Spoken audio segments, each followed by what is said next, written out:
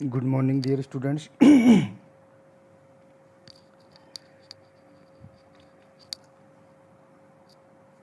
अभी तक जो डिस्कनेक्शन अप्रोच है उसकी 2 लेक्चर हो चुके हैं।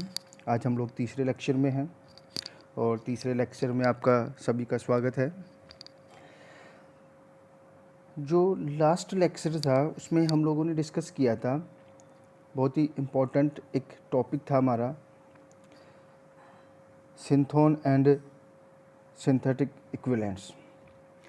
उसमें हमने आपको बहुत सारे एग्जांपल्स बताए थे कि कौन सा सिंथोन होगा तो उसका सिंथेटिक इक्विवेलेंट क्या बनेगा। सिंथोन्स में बेसिकली मैंने बताया था कि ये जनरली एनायन और कैटायन की फॉर्म में होते हैं, कि जो कि अनस्टेबल होते हैं, डायरेक्टली यूज़ नहीं किए जा सकते ऑर्गेनिक सिंथेसिस में। इसलिए बेसिकली इनके सिंथेटिक इक्विवेलेंट देखे जाते हैं जो कि ऑर्गेनिक केमिस्ट्री में एग्जिस्ट करते हैं, और उन सिंथेटिक इक्विवेलेंट से इजीली ये सिंथोन मिल जाते हैं। तो लास्ट टाइम जो हमने डिस्कस किया था सिंथोन्स का और सिंथेटिक इक्विवेलेंट्स का, उसमें लास्ट एग्जाम्पल ये वाला था।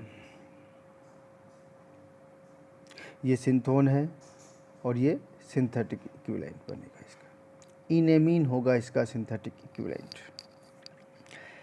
बेसिकली इसका सिंथेटिक इक्विवेलेंट साइक्लोहेक्सेनोन भी हो सकता है, क्योंकि ये जो अल्फा पोजीशन पे प्रोटॉन है वो बेसिकली एसिडिक होता है, और जब हम लोग बेस से इसकी रिएक्शन करवाएंगे तो ये प्रोटॉन जो होगा यहाँ से एलिमिनेट हो जाएगा और ये सिंथेटिक इक्विवेलेंट बन जाएगा। बट इस सिंथेटिक इक्विवेलेंट में 2 प्रायोरिटी हैं, 2 अल्फा प्रोटॉन्स होते हैं दोनों साइड, तो वहाँ पर जो है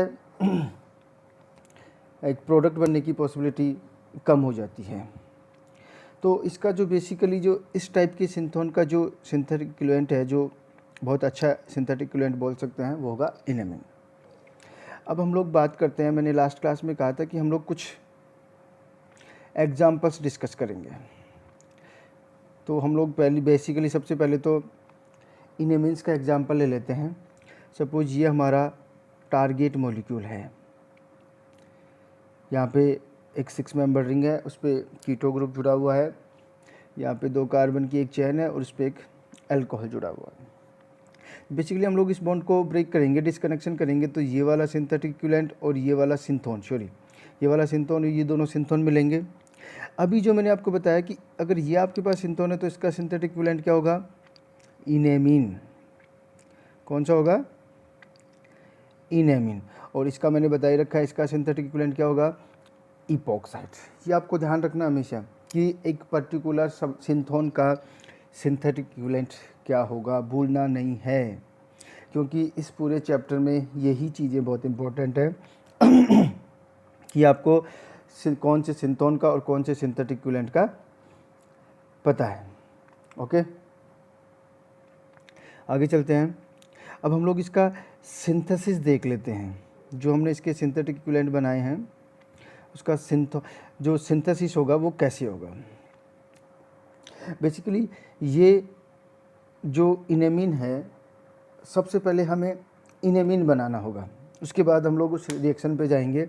तो जो इनेमीन होगा वो कि साइक्लोहेक्सेनोन से इनेमीन कैसे बनेगा? जब हम लोग साइक्लोहेक्सेनोन की रिएक्शन पायरोलिडीन से करवाएंगे। ध्यान रख लेना, इसका नाम पायरोलिडीन, इसको टेट्राहाइड्रोपायरोल भी बोलते हैं। क्या बोलते हैं इसको? टेट्राहाइड्रोपायरोल या पायरोलिडीन। यहाँ पे ये नाइट्रोजन एज ए न्यूक्लियोफाइल इस कार्बोनाइल ग्रुप पे अटैक करेगा, तो इस टाइप की सिचुएशन आ जाएगी कि जो नाइट्रोजन का हाइड्रोजन था वो ऑक्सीजन पे ट्रांसफ़र हो गया, तो यहाँ पे OH आ गया है, और यहाँ से ये वाला, ये मैंने केवल शो किया है, बाकी यहाँ पे अगर यहाँ पे OH चला गया है, यहाँ पे बेसिकली नेगेटिव चार्ज होना चाहिए था, तो यहाँ से इधर शिफ्ट हो जाएगा इस पर, तो ये OH में कन्वर्ट हो जाएगा। तो बेसिकली OH, तो यहाँ पे ये वाली स्ट्रक्चर बन जाएगी। इसके बाद क्या होगा? यहाँ से जो नाइट्रोजन है उस पर पॉजिटिव चार्ज है, ये पॉजिटिव चार्ज स्टेबल नहीं होगा, लेकिन यहाँ से प्रोटॉन ट्रांसफ़र हो जाएगा इस OH पे, और OH पे ट्रांसफ़र होगा तो ये एक्वायन में कन्वर्ट हो जाएगा, और ये एक्वायन में H2O जो होगा एक गुड लिविंग ग्रुप में कन्वर्ट हो जाएगा, और जैसे ही यहाँ से H2O एलिमिनेट होगा ये वाली स्ट्रक्चर बन जाएगी। क्या बन जाएगा, कार्बोकेटायन। और जब कार्बोकेटायन बन जाएगा तो यहाँ से ये प्रोटॉन एलिमिनेट होकर के यहाँ पे डबल बॉन्ड आ जाएगा, दैट्स कॉल्ड इनेमीन। ये सारा एक नेम रिएक्शन है, स्टार्क एनेमीन रिएक्शन, उसमें भी पढ़ते हैं हम लोग, ये सारा उसी का पार्ट है। बेसिकली हम लोग डिस्कनेक्शन में पढ़ रहे हैं, तो हमें यहाँ पे ये चेक करना था कि इनेमीन कैसे बनेगा। तो समझ में आ गया, जब किसी कीटोन की रिएक्शन हम लोग पायरोलिडिन या टेट्राहाइड्रोपायरोल से करवाएंगे तो इनेमीन बनेगा। ठीक है, अब हम लोग इसकी आगे का जो रिएक्शन का पार्ट था, अब ये इनेमीन एज ए न्यूक्लियोफाइल काम करेगा और यहाँ से ये नाइट्रोजन इधर, नाइट्रोजन का लोन पेयर इधर शिफ्ट होगा तो ये इलेक्ट्रॉन यहाँ पे, और ये इस इपोक्साइड पे एज ए न्यूक्लियोफाइल अटैक करेंगे और यहाँ पे इपोक्साइड में रिंग ओपनिंग हो जाएगी, न्यूक्लियोफिलिक रिंग ओपनिंग होगी, तो ये हमारा फाइनल प्रोडक्ट टारगेट मॉलिक्यूल बन जाएगा। ये आपके सामने एक इनेमीन का एग्जाम्पल हो गया है। बाकी सारे एग्जाम्पल हम लोग डिस्कस करेंगे, कर भी लिए हैं कुछ, बट ये एक स्पेशल एग्जाम्पल था इनेमीन का, जिसमें इनेमीन को हम लोग as a synthetic equivalent use करते हैं। ओके, तो ये बेसिक जो क्राइटेरिया था आपका एक वो कंप्लीट हो चुका है। मैं आपको क्या क्या बता चुका हूँ, देखो दोबारा बता रहा हूँ। हम लोग डिस्कनेक्शन अप्रोच के बारे में डिस्कस कर चुके हैं, हम लोग FGI के बारे में डिस्कस कर चुके हैं। नंबर 3 पे हम लोगों ने डिस्कस किया रेट्रोसिंथेटिक एनालिसिस। मैं आपको टारगेट मॉलिक्यूल के बारे में बता चुका हूँ, मैं आपको सिंथोन के बारे में बता चुका हूँ, और मैं आपको सिंथेटिक इक्विवेलेंट्स के बारे में बता चुका हूँ। ये 6 पॉइंट्स हमने बहुत अच्छे से डिस्कस कर लिए और आपको भी इन 6 पॉइंट्स पे बहुत कंसंट्रेट करना है। ये 6 पॉइंट्स अपने आप में बहुत इंपॉर्टेंट है डिस्कनेक्शन अप्रोच के लिए। अब हम लोग धीरे धीरे आगे बढ़ेंगे, जो और भी चीज़ें काम आती हैं वो हम लोग डिस्कस करेंगे।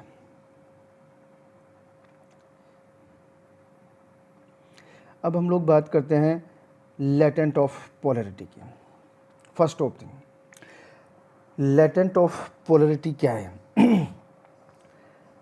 जब भी हम लोग किसी बॉन्ड को डिस्कनेक्ट करेंगे, जैसे सपोज कोई भी बॉन्ड है, सपोज ये वाला समूह है, और अगर हमें इस बॉन्ड को डिस्कनेक्ट करना है सपोज, तो इस बॉन्ड को डिस्कनेक्ट करने के लिए हमें पहले जो जिन जिन कार्बन्स के बीच का बॉन्ड ब्रेक होगा उनकी पोलैरिटी डिसाइड करनी है। जैसे इस पे पॉजिटिव चार्ज आएगा तो इस पे नेगेटिव चार्ज, इस पे वापस पॉजिटिव चार्ज तो इस पे नेगेटिव चार्ज। ये बेसिकली एक पैटर्न है जिसमें हम लोग जो कार्बन्स हैं या जो एटम्स हैं जिनके बॉन्ड्स ब्रेक होने हैं उनको चार्ज से डेजिग्नेट करते हैं कि इस पे पॉजिटिव चार्ज होगा, इस पे नेगेटिव चार्ज होगा। इसे बोलते हैं हम लोग लेटेंट ऑफ पोलैरिटी, कि कौन से कार्बन पे कौन सा चार्ज एग्जिस्ट करेगा अकॉर्डिंग टू गिवन कंपाउंड। ठीक है, तो हम लोग इसको थ्योरी को देखते हैं एक बार, क्या है। The imaginary pattern of alternative positive and negative charge, imaginary pattern of alternative positive and negative charge used to assist and arise the identification of suitable disconnection। Use क्या है इसका? इसका यूज ये है कि अगर हम लोग लेटेंट ऑफ पोलैरिटी को यूज करेंगे तो बेसिकली हमें ये आइडिया लगता है कि हमें कौन सा बॉन्ड ब्रेक कराना है। It means latent of polarity very very important thing. suitable disconnection and synthon when using retrosynthetic analysis is called latent of polarity। Clear हो गया कि लेटेंट ऑफ पोलैरिटी क्या है? कि कोई भी, जैसे मैंने बताया भी आपको, कोई भी बॉन्ड है जो ब्रेक करना है तो हम लोग पॉजिटिव और नेगेटिव चार्ज देते हैं कार्बन एटम्स को। इससे हमें ये समझने में हेल्प मिलती है कि हमें कौन सा बॉन्ड ब्रेक करना है और कौन सा बॉन्ड चार्ज से हम हमारे माइंड में क्लियर हो जाता है कि बेसिकली इससे कौन सा सिंथोन बन सकता है और उस सिंथोन का सिंथेटिक इक्विवेलेंट इजीली अवेलेबल है कि नहीं है। तो लेटेंट ऑफ पोलैरिटी से हमें एक सूटेबल डिस्कनेक्शन का पता चलता है कि हमें इस गिवन कंपाउंड में कौन से बॉन्ड को ब्रेक करना है। ठीक है, आगे चलते हैं। Latent of polarity are arranged such that a positive charge is placed on the carbon atom adjacent to hetero atom. अब जो फर्स्ट क्वेश्चन जो अपने माइंड में आता है वो ये है कि हम लोग जब भी किसी कंपाउंड में लेटेंट ऑफ पोलैरिटी डिसाइड करें तो कहाँ से हम लोग स्टार्ट करेंगे उसको। तो ये सीधा सा कंसेप्ट है कि सपोज अगर ये हमारे पास कंपाउंड है तो जो कार्बन हेटेरो एटम के एडजेसेंट होता है उसे हम लोग हमेशा पॉजिटिव चार्ज देते हैं। That's clear. क्या समझ में आया कि अगर हमें लेटेंट ऑफ पोलैरिटी डिसाइड करनी है तो सबसे पहले हमारे पास जैसे ये OH है तो जो हेटेरो एटम का एडजेसेंट कार्बन होता है ये वाला, उसे हम लोग क्या दे देंगे, पॉजिटिव चार्ज। उसके बाद तो सेम है ही, पॉजिटिव से यहाँ पे नेगेटिव, यहाँ पे पॉजिटिव, यहाँ पे नेगेटिव, यहाँ पे पॉजिटिव, सेम इस डायरेक्शन में यहाँ पे नेगेटिव, आगे होगा तो यहाँ पे पॉजिटिव, यहाँ पे नेगेटिव। ये पैटर्न है लेटेंट ऑफ पोलैरिटी डिसाइड करने का। तो जो सबसे मोस्ट इंपॉर्टेंट थिंग है लेटेंट ऑफ पोलैरिटी में क्या है कि जो हेटेरो एटम होगा उसके जस्ट पास वाले एडजेसेंट कार्बन को हम लोग पॉजिटिव चार्ज दे देंगे। For example we can see that in this compound this is hetero atom and this is nearest carbon atom, so there is positive charge, negative, positive, negative, positive, negative, positive, negative, and in some way in this compound this is hetero atom, so there is positive charge, so negative, positive, negative, negative और इधर भी positive. Okay, this is a concept of latent of polarity. हमें कैसे latent of polarity को decide करना है। Second important thing, use of latent of polarity. तो latent of polarity, by the help of latent of polarity we can decide a suitable disconnection that which bond is broken first and after that all bonds. आगे चलते हैं, क्या लिख रखा है इन 13, 15, 17, 19 डाईफंक्शनलाइज्ड compounds latent of polarity is applicable, so such type of compounds are associated with logical disconnection. ये क्या है 13, 15, 17 ये आगे बताएंगे, क्योंकि वहाँ पहले हमें ये जानना होगा कि टाइप्स ऑफ डिस्कनेक्शन। तो टाइप्स ऑफ डिस्कनेक्शन में क्या हो सकता है, 1 functional group disconnection, 2 group disconnection. तो जो 2 ग्रुप डिस्कनेक्शन होंगे मीन्स उस कंपाउंड में 2 फंक्शनल ग्रुप होंगे, उन दोनों फंक्शनल ग्रुप की पोजीशन के बेसिस पे डिसाइड करेंगे कि ये कौन सा डाई फंक्शनलाइज्ड कंपाउंड है। मीन्स अगर 2 फंक्शनल ग्रुप 1 और 3rd पोजीशन पे प्रेजेंट है तो उसे बोलेंगे 1,3 डाई फंक्शनलाइज्ड। अगर एक 1 और 5 पोजीशन पे हैं तो इसे बोलेंगे 1,5 डाई फंक्शनलाइज्ड। अगर 1 और 6 पे हैं तो इसे बोलेंगे 1,6 डाई फंक्शनलाइज्ड। ओके, तो जो 13, 15, 17, 19 डाई फंक्शनलाइज्ड कंपाउंड है उनमें लेटेंट ऑफ पोलैरिटी एप्लीकेबल होगा, मीन्स ये लेटेंट ऑफ पोलैरिटी को फॉलो करेगा। तो ये जो डिस्कनेक्शन होंगे उन्हें हम लोग बोलते हैं लॉजिकल डिस्कनेक्शन। आगे चलते हैं।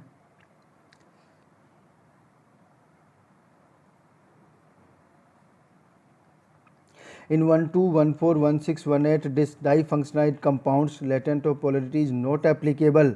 So these type of compounds are associated with illogical disconnection. Means on the basis of latent of polarity, disconnection may be classified in 2 categories. One category there latent of polarity is applicable is called logical disconnection. And example 13, 15, 17 difunctionalized disconnection. And another type of disconnection where latent of polarity is not applicable, that's called illogical disconnection, like 12, 14, 16, 18 difunctionalized disconnection. During the disconnection of such type of compounds, Ampolung synthons are formed. So corresponding Ampolung reagents, reagent means synthetic elements, are used during the reaction and the reaction is called Ampolung reaction.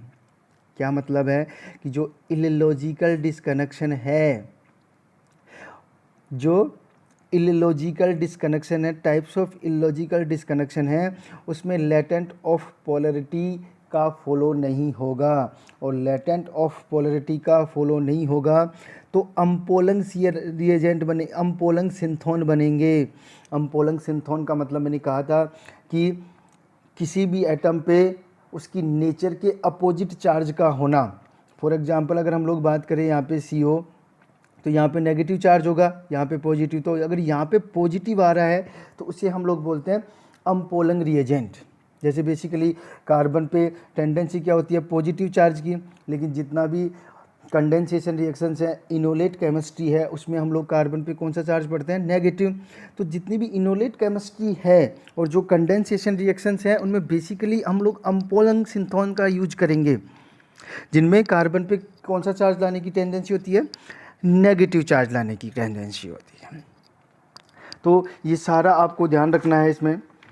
अब हम लोग कुछ examples ले लेते हैं latent of polarity के reference में।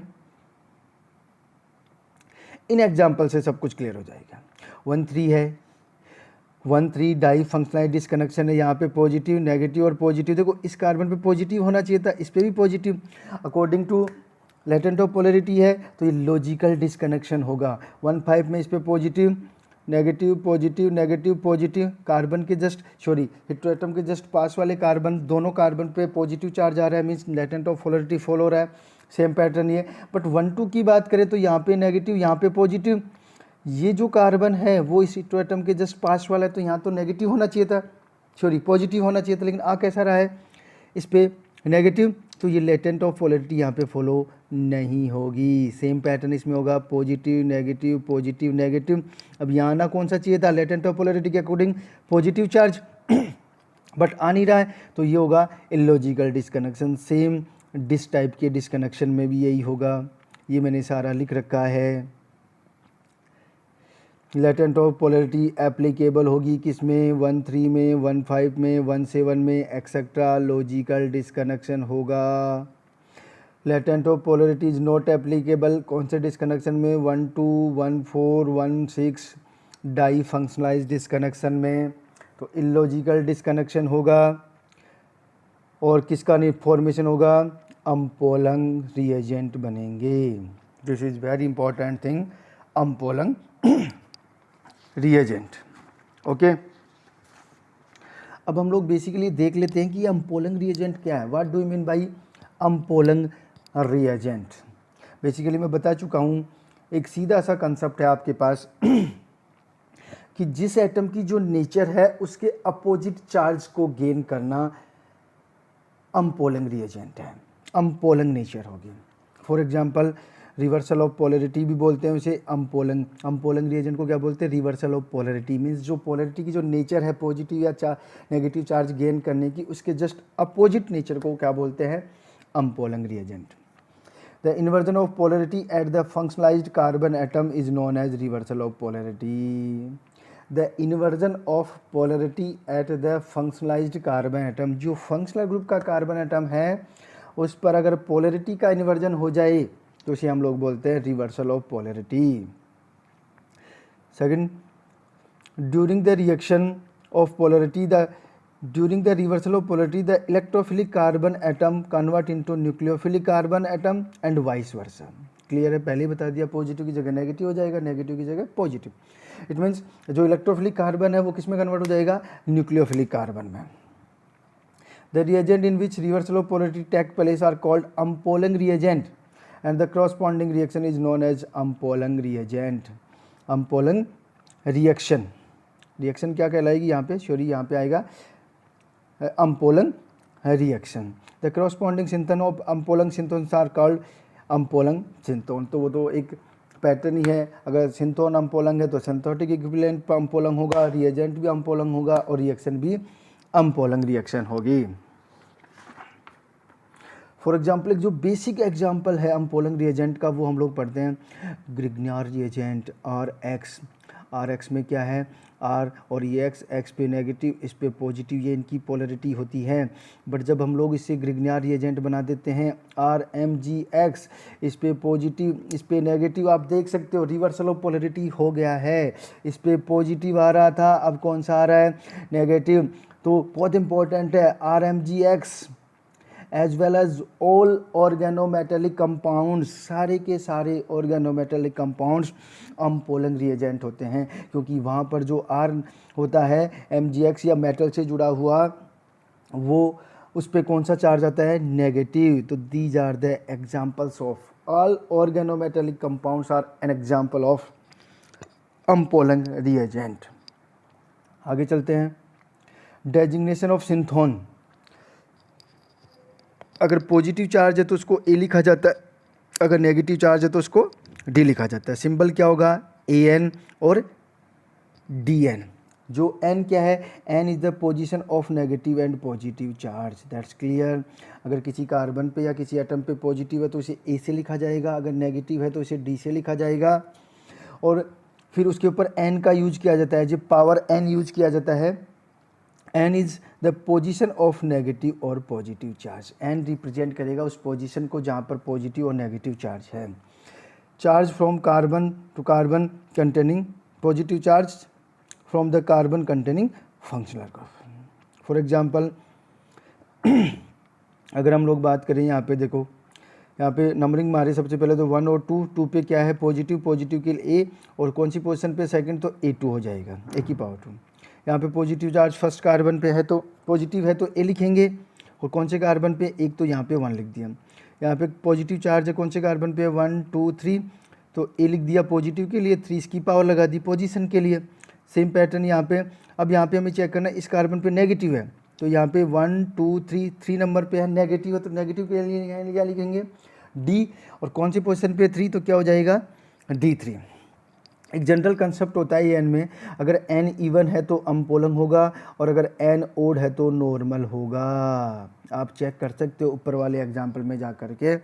अगर DN नेगेटिव चार्ज की बात करते हैं तो अगर N इवन है तो नॉर्मल होगा, और अगर N ओड है तो अम्पोलंग होगा। हम लोग डेजिग्नेशन ऑफ अम्पोलंग रिएजेंट से भी डिसाइड कर सकते हैं कि ये जो डिस्कनेक्शन होगा वो डिस्कनेक्शन पोलंग होगा कि अम्पोलंग होगा। By the help of designation of अम्पोलंग reagent we can also decide that the possible disconnection that will be अम्पोलंग or normal means logical or illogical disconnection। जो एक one most important example of अम्पोलंग reagent for the synthesis of carbonyl compounds is 1,3,1,5 dithiene compounds। okay, 1,3,1,5 dithiene dioxane compounds। For example this is carbonyl compound and nature of this carbon is electrophilic। By the reaction of 1,5-dithiene this will formed this compound 1,3-dithiene carbonyl compounds, and this is used as protecting group of carbonyl group. ये protection करता है carbonyl group का। In this way this will be formed, this will react with base and this proton is acidic, acidic proton will eliminate here and negative charge will generate. This negative charge is stabilised because of these sulfur atoms। This negative charge will act as nucleophilic and it will attack on alkyl halides and will give nucleophilic substitution reaction and this compound will be formed। We can check that the nature of this carbon was electrophilic, but in this compound or in this step the nature of this carbon is nucleophilic, so reversal of polarity is here, and this is an example of अम्पोलंग reagent। Finally the deprotection will carried out and the product ketone will be formed। ये very important reaction for the formation of ketone from aldehydes। हम लोग aldehydes का ketone कैसे बनाएंगे, इसके लिए हम लोग दिस टाइप रिएक्शन यूज करते हैं। very important reactions. तो बेसिकली हम लोग आज दो नए कंसेप्ट पढ़ चुके हैं हम लोग। एक हम लोगों ने डिस्कस किया reversal of polarity, umpolung reagent, all organometallic compounds are umpolung reagent. In condensation reactions when carbon attack as carbon gain positive charge and act as nucleophile then it is also an example of अम्पोलंग reagent। and second latent of polarity, very very important thing, because on the basis of latent of polarity we can decide a suitable disconnection approach. ठीक है, तो अब हम लोग next class में discuss करेंगे types of disconnection. ये third lecture था. फोर्थ लेक्चर में मिलेंगे टाइप्स ऑफ डिस्कनेक्शन. अगर कुछ थोड़ा बहुत डाउट रहा है लेटेंट ऑफ पोलैरिटी में, वो भी आपका टाइप्स ऑफ डिस्कनेक्शन में क्लियर हो जाएगा. ठीक है, ओके.